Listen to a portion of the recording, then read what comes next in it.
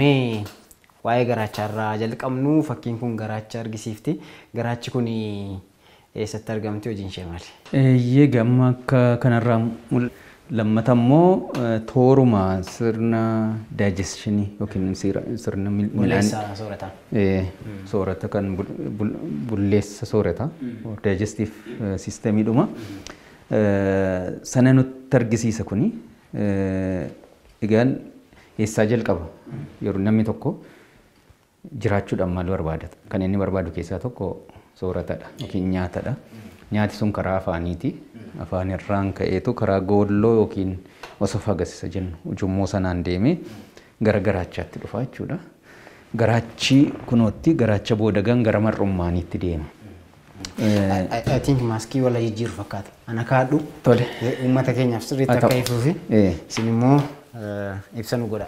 Asirratti amma kan arginu nyaati yeroo namni tokko afaan keeyatu afaan keessatti ilkaaniin bulleessa. Gororri jira isaan enzaayimii qabu. Isa booda yeroo bulleessee guutummaan guutuu gara garaachaa deema. Garaacharraan immoo garaacha keessas naannoo sa'aatii 2 tura. Naannoo 2 sana yeroo turutti garaachi maal godha isa jedhu sin ilaalla. Isa booda gara mar'ummaanii deema jechuudha. Mar'ummaan qal'aa fi inni guddaan jira. Egaan garaacha keessa yeroo dhufu as ujummoo goolloo yookiin osophagus isa jennirra gara garaachaatti yeroo dhufu asitti jirti kan akka bakki qalloon akka balbala wayii jirti. Sphincter. Sphincteriin suni maal godha erga nyaatii as darbe akka inni dudduubatti hin deebinetu godha. Iddoon kun kaardiyaa jedhama. Antrum cardiacum. Inni kuni bakka inni lixu sana jechuudha. Isa booda fandasiin jira irranni wanti baay'een ta'u. Isa booda erga kun keessatti immoo bullaa'ee booda gara antrumii dhufa. Pyloric antrum yookiin antrum jedhama. Isa booda immoo gara mar'ummaan qal'aatti deema. Inni immoo pylorosiidha. Achis balbalatu jira. Balballi sun maal fayyada? Tokko nyaatas keessaa suuta jedhee gara mar'ummaan qal'aatti akka inni deemu. Lammata immoo inni mar'ummaan qal'aa keessaa akka inni gara garaachaatti hin deebiinisi in eeggachuudha balbaladha seen. Garaacha kana keessa faayidaan isaa maalidha? Garaachi yeroo nyaata yeroo tursu sana tokko akka nyaata nuyi nyaanne quufne kan nutti himu achiiti. Lammata akka nuyi beelofne illee kan nuyi seensii koonu garaarraati. Kanaaf isa jechuudha nyaati jiraachuuf dhiisu nyaata namni keenya nu barbaachisaaf hin barbaachisu asirraatu seensii goona jechuudha. Yeroo achi turu sana maal godha inni kuni akkuma nama midhaan baaburatti naqee hin daakachuudha hin bulleessa deebisee. Isa ilkaanni bulleesse sanatu deebisee bulleessa. Sun gan mechanical digestioniidha. Sadaffaa maal godha? Chemical digestioniitu jira. Chemicaliin immoo maalidha? Garaacha kana keessa irra keessa miikoozaa sana keessa kan asiidii oomishan kan enzaayimii warra jennu sana fa'aa oomishantu jira. Isaan maalidha? Nyaata isa daakame sana proteinii, carbohydrate warra waan jennu kan faatii deebisaniitu akka nannaaf ta'utti daakuu jalqabu jechuudha. Kanaaf isa ilkaaniin daakame sana deebisanii inni kun isa akka mooyyeetti yookiin akka baaburaatti deebisee daakame isaan sun immoo deebisanii keemikaalitti naqaniitu akka inni nannaaf ta'utti qopheessuu jalqabu jechuudha. Inni ganasiini gara mar'ummaan qal'aatti deemee deebisee kan achitti gara nannaatti gara dhiigaatti deemu jira. Kaan immoo kan gara gadiittis darbu jira jechuudha. Kaan asiidii qaba waan ta'eedhaaf nyaataa wajjin baakteeriyaa yookiin immoo vaayirasii isa ta'u warra maayikirooorgaanizimsi warra galan illee achitti kan ajjeesu garaacha keessatti asiidii garaacha keessatti jechuudha. Kanaaf walumaa gala tajaajilli garaachi nuuf kennu isaan kanadha. Garaachi gaanii yeroo ta'etti nama keessatti dhukkubii uumamuu danda'a. Akkuma sila jennee egaa namni experience goone hin jiru addunyaa kanarra. Garaachi kun utuu hin jiru ta'e egaa akkuma isin jettan nyaata soorachuunis hin jiru ture. So laayifiin ittiin fufu ture jechuudha. Garuu utuu hojii kana hojjettu yeroo ishenitti dadhabdu jira yookaan immoo dhibee qabaattu ni jira. Egaa dhibee kana maaltu fida garaacha keessatti mee isaa ilaallu? Tole dhibee garaachaa kana wanti fidan waan adda addaa tokko gosuma nyaata nuyi soorannu ta'uu danda'a. Fakkeenyaa fi alkoolii ta'uu danda'a, qoricha ta'uu danda'a.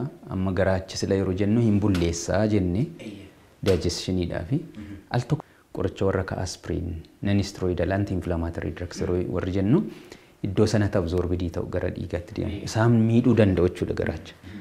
Lammata warra akka akkuma amala abbaatti yookiin nanna abbaa sanaatti yeroo shaayee bunni dhukkubsu jira. Inni gaan achirratti miidhuu danda'a. Kanaaf soorata nuyi fudhannu. Qorichas ta'uu danda'a, nyaatas ta'uu danda'a. Sun miidhuu danda'a. Lammata gosa nyaataatii ala stressii of dhiphisuu inni sanaaf nama shamuunsaa dabaluu danda'a. Warri enzaayimoota sana wajjin wanti jijjiiraman jiru waan ta'eedhaaf innis dhukkubbii sana dhukkubbii garaachaatiif nama saaxiluu danda'a. Kaan infekshiniidha. Helicobacter pylori fakkeenyaaf kan garaacha madeessuu danda'u. Infekshiniin suni garaacha deebisee dhukkubsuu danda'a. Deebisee kan dhukkubsuu danda'u yoo kaanseriin garaachaa jiraatedha. Innis akkuma sana iddoo sana dhukkubsuu hin danda'a jechuudha. Kanaafuu garaacha kan dhukkubsuu danda'an baay'inaan isaan kana jechuudha. Mee namoonni garaacha isaanii dhukkubsatu mallattoolee isaan argisiisanii fi yeroo baay'ee himatan maal fa'ime? Yeroo baay'ee gaanii akkuma amma namicha sila fakkii isaa argisiisne sanarratti mallattoonni tokko gubuudha. Hin guba na gubeedhu lammata quuqqaa na quuqqa'eedhu laphee koo jala na quuqa bifa fakkeenyaaf al tokko tokko dhukkuba onneetii wajjin yeroo inni wal fakkaatu jira waraansa qabaachuu danda'u deebisee dhukkubbii achii dhukkubbii akka madaa gubuu quuquu yookiin immoo duddarrallee yeroo inni itti dhaga'amu jiraata gubuun sun jechuudha sanaan alammoo hooqqisiisuu hin danda'a. Nyaatanni nyaate ta'uu danda'a kan inni hooqqisiisu yookiin immoo dhiiga fa'aa yeroo inni hooqqisiisu yookiin balaqqabsiisu jiraachuu hin danda'a. Garaachi sun yoo dhiige achi ol duwwaa baasa miti. Booliin illee yookiin sagaraa irratti illee dhiigii argamuu danda'a. Dhiiga bubbule kan akka kan gurraacha'e inni illee mul'achuu danda'a jechuudha. Kanaaf baay'inaanii mallattoon isaa warra kanadha. Egaa ni argineerra dhibee kana yaaluun mee iddoo lamatti qoonne inni tokko abbaamti manatti yaallachuu kan kamiin immoo akkamitti yaaluu danda'a akkasumas immoo mana yaalaa immoo yeroo inni itti dhufuu qabuu fi dafee yaalamuu qabu sababiin isaa dhibeeleen akka alsarii kun gara kaansariitti jijjiiramu dhibeen dafee yaalamuu danda'u gara dhibee sadarkaa kan biraatti ce'uu jira waan ta'eef. Hundaasa jedhu laalleetu yaaliinsa gosa dhukkuba sanaa irratti hundaa'a.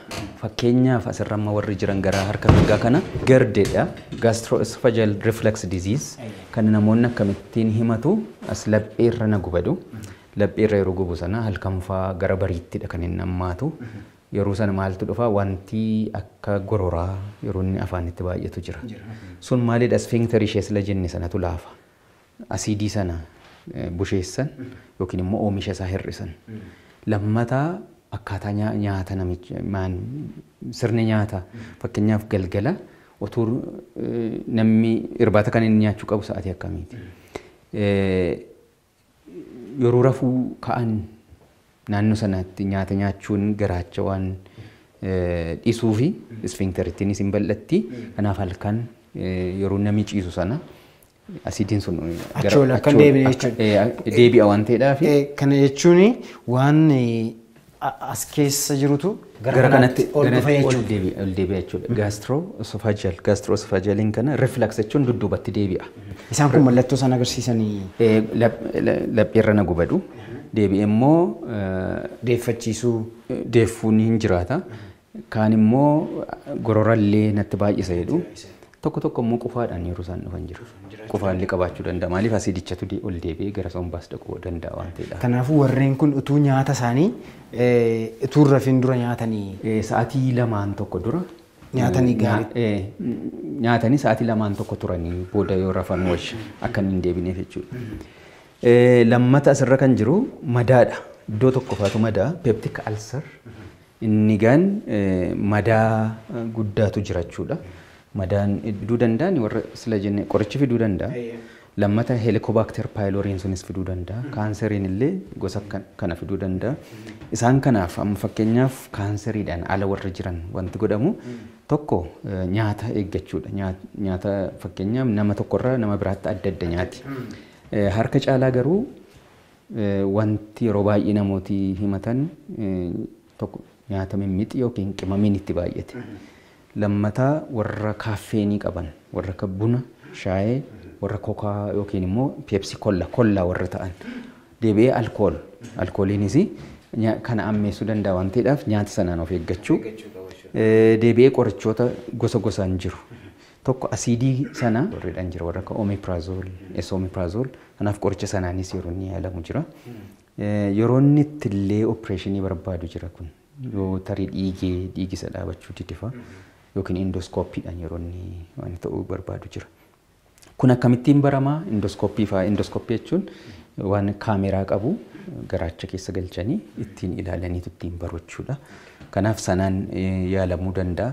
Kaan madaa kana kan fidu akkasila jenne infekshiniidha tokko. Helicobacter pylori. Helicobacter pylori sana immoo amma warra qoricha proton pumping fudhachuu yeroo sana dirqama ta'a jechuudha. Deebisee gastritis wanti dhufu jira. Gastritis jechuun inoor bobbaa keessuma isaatu walumaa gala madaa isa gadi fagootu hin taane inoor bobbaa. Inni eekama akka jechuuti keessa. Nama baay'eetu qabaalata kan. Baay'inaan isa kanatu jira. Kanaaf walumaa galatu inflamed ta'a. Inni gaan yeroo baay'ee qoricharraas yookiin wanta asiidii sana oomishuu isaa dabalan ta'uu danda'a, nyaatas ta'uu danda'a, alkoolii ta'uu danda'a. Isaan kana egaan tokko akkuma sila jenne nyaata sana sirreeffachuudha.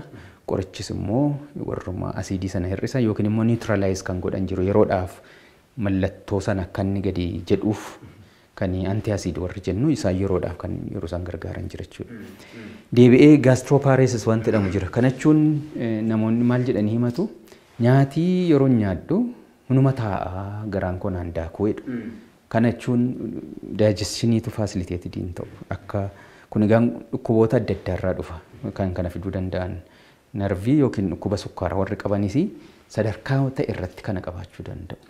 Kanaaf inni ofiisaatii wanta peristalsisii yookiin immoo sirna daakuu sana wanta dabalee akka garaachi dhiibu godhu. Qorichi kennamu yookiin immoo dhukkuboota sana yaaluu sana deebi'ee immoo nyaata xixinneessanii nyaachuun kanaaf yeroo inni itti furmaata ta'u jira jechuudha. Warra kana warri kaansarii qabaatan garuu tarii amala qaban irraa jalqabna. Bifa nyaata gosa nyaataa inni irra nyaata maaltu natti kaasasa jedhu addaan baafachuu qabu.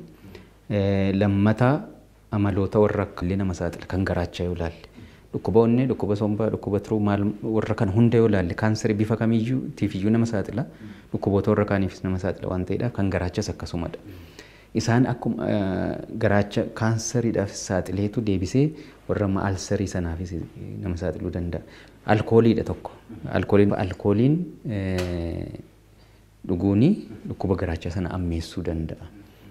Al tokko immoo warri garmalee dhuganii yeroo isaan illee yeroo alkoolii sana isaan balaqqamsiisu yeroo inni dhiiga makeellee ba'u wanta dhiigisuun ba'uuf.